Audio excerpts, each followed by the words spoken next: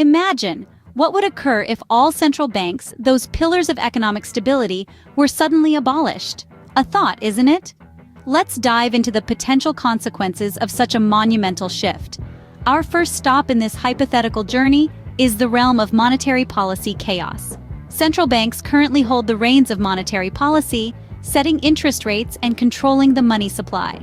Remove these institutions, and there's no longer a centralized authority to manage these vital economic factors, potentially leading to a state of monetary disarray. Next, we find ourselves in the territory of financial system instability. As the lenders of last resort during financial crises, central banks provide the liquidity necessary to prevent bank runs and collapses of financial systems. Without this safety net, our financial institutions could become precariously vulnerable. Moving on, we encounter the issue of currency instability. Central banks are the stabilizing force for national currencies.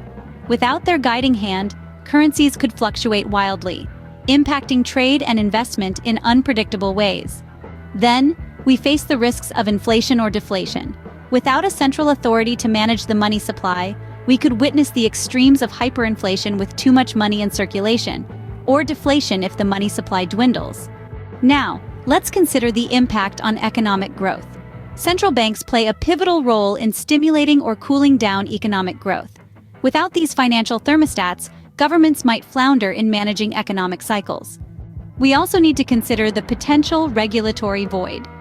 Many central banks play a regulatory role, enforcing financial regulations and overseeing the banking system. Their absence could lead to riskier banking practices filling the void. We mustn't forget the global economic impact. The abolition of central banks wouldn't just affect individual countries, but the entire global economy.